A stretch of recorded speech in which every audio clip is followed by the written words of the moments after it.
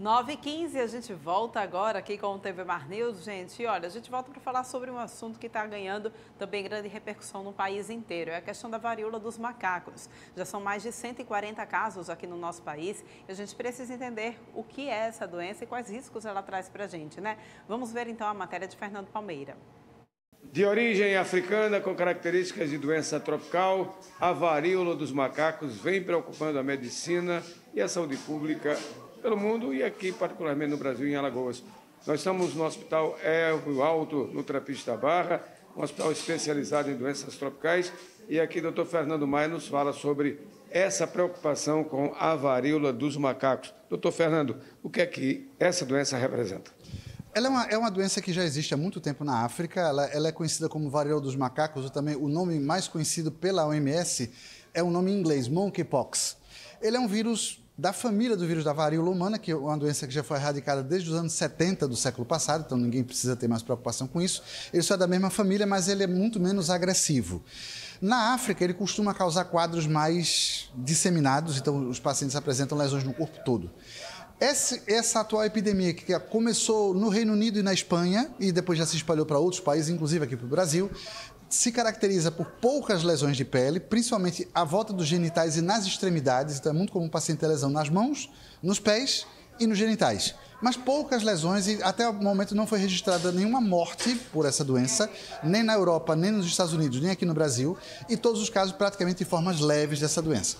O Ministério da Saúde já divulgou o boletim nesse dia 7, e aqui para o Nordeste, para o Brasil, de uma maneira geral, o que é que se pode dizer em termos de grau de gravidade? Até o momento, todos os casos que foram notificados até agora foram todos casos muito leves, né?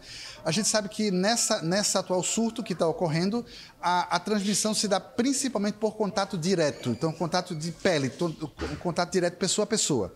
Não há relato nem na Europa, nem nos Estados Unidos, nem aqui nas Américas, casos de transmissão respiratória do vírus, apenas contato direto pessoa a pessoa.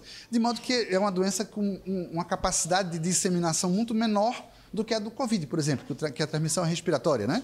Então essa causa muito mais casos. Já a monkeypox, como o contato é principalmente direto pessoa a pessoa, o contato é muito menor, o número de casos, consequentemente, é muito menor e não deve fazer grandes epidemias, é o que a gente espera. Que registro a gente pode trazer para Alagoas, diante de mais de 33 casos registrados no Brasil, com 142 casos da doença viral nas estatísticas de uma forma geral? Todo mundo precisa ficar atento à possibilidade. Então, hoje, a principal forma de contágio ocorreu em contatos de âmbito sexual. Então, é importante, se a pessoa for ter relação sexual, se o parceiro ou parceira tiver lesões de pele, principalmente lesões tipo bolha de pele, então é importante que não se tenha essa relação, porque o contato direto é o que transmite a doença. Então é muito importante que a pessoa observe se o parceiro ou parceira tem lesão de pele ou não, e também é importante tomar aquela medida que a gente fala para todas as outras DST, reduzir o número de parceiros. Então o ideal é parceiro único, parceiro fixo, porque quanto mais parceiros você tem, maior a possibilidade de você adquirir um enorme número de doenças. HIV, hepatite B, hepatite C, gonorreia, sífilis, cancro mole, varíola do macaco, entre outras. Varíola do macaco, prevenção e tratamento.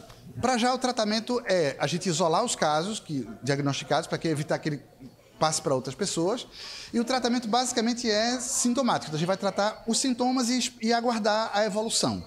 Existem antibióticos que podem ser utilizados, mas só são utilizados nos casos graves. Até aqui, pelo menos aqui no mundo ocidental, fora da África, o número de formas graves é muito reduzido, não houve nenhuma morte por monkeypox, isso é importante dizer. De modo que a gente precisa basicamente ficar vigilante. Caso apareça alguma suspeita, esse paciente deve ser isolado até que se confirme ou descarte a infecção. Se confirmar, o isolamento deve ser por até 21 dias. Depois disso, vida normal. Aconselhamento médico para adultos e principalmente para as crianças. Bom, então, o aconselhamento médico é reduzir o número de parceiros. Então é muito importante que a pessoa tenha parceiro único, certo? Não fique com multiplicidade de parceiros, porque isso aumenta muito a possibilidade de transmissão de várias doenças. Nós estamos falando aqui de monkeypox, mas isso aumenta o risco de HIV, de hepatite B, de hepatite C, gonorreia, HPV, cancro mole, sífilis e tantas outras doenças de transmissão sexual ou por contato direto pessoa a pessoa. Então é muito importante esses bons hábitos de higiene, tomar banho, lavar a pele e diminuir o número de parceiros sexuais para reduzir o risco de transmissão dessa doença. Monkeypox ou varíola dos macacos, tudo isso e mais outras doenças estão aí, infelizmente chegando e acometendo a comunidade. Ainda bem que temos Fernando Maia, que temos HDT, que temos um serviço de saúde pública em Alagoas, dando toda uma receptividade a esses que chegam com esses primeiros sintomas. Aqui do Hospital Elvio Alto, com as imagens de Chico Nogueira, Fernando Palmeira, para a TV Mar da Organização Noro de Melo, canal 525 NET. Claro, 20 anos em defesa da saúde. Vamos agora conferir os destaques da Gazeta de Alagoas desse final de semana? Vamos abrindo aí na sua telinha também, olha. Pré-candidato a governador Rodrigo Cunha recebe Bivar, nosso candidato a presidente.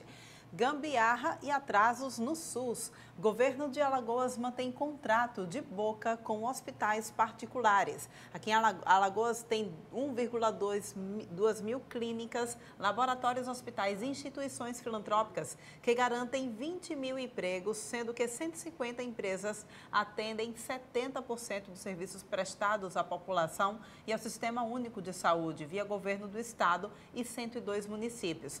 O Sindihospital, que é o Sindicato dos Hospitais Privados e Filantrópicos aqui de Alagoas, denuncia que desde novembro último tenta uma reunião com a Secretaria de Estado da Saúde para pôr fim aos contratos precários e cobrar então pagamento em dia de serviços prestados ao SUS. A entidade também reclama do calote do IPASEAL e demonstra preocupação com a maratona de procedimentos para reduzir a demanda reprimida de 50 mil cirurgias eletivas aqui no estado de Alagoas.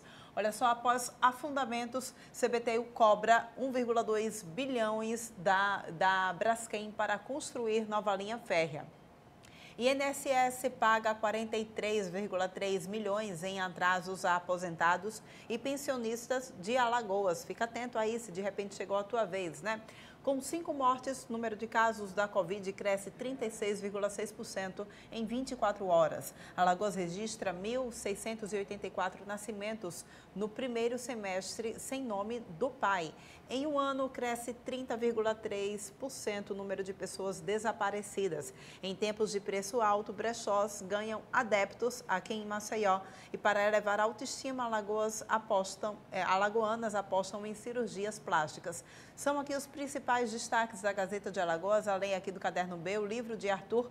Pais descobrem livro deixado pelo filho acometido de câncer e resolvem publicá-lo. E no Maré, né, querem mudar tudo. Mulheres criam coletivo para fomentar mudanças e impulsionar o mercado da moda aqui em Alagoas. Esses são então os destaques da Gazeta de Alagoas. Você pode então aí acessar gazetadealagoas.com.br e se aprofundar um pouco mais neles, tá bom?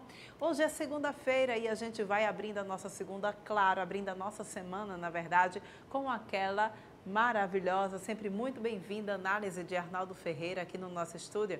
Vamos conferindo. Olha, gente, nos últimos 20 anos, os partidos políticos que dominaram e dominam ainda a Companhia Brasileira de Trens Urbanos, a CBTU de Alagoas, prometeram a construção de um novo traçado do VLT de Maceió a Rio Largo. Tudo promessa, nada saiu do papel. Agora, com os acidentes geológicos, ou seja, o afundamento mesmo de 35 minas da Braskem que estão sendo tamponadas, né? Ali naquele trecho de Bebedouro, Mutange, Bom Parto, Pinheiro, o trem teve que interromper seu trajeto original e agora tem 2 lances, né? Os passageiros fazem baldeação quando chegam em Bebedouro até Bom Parto e vice-versa.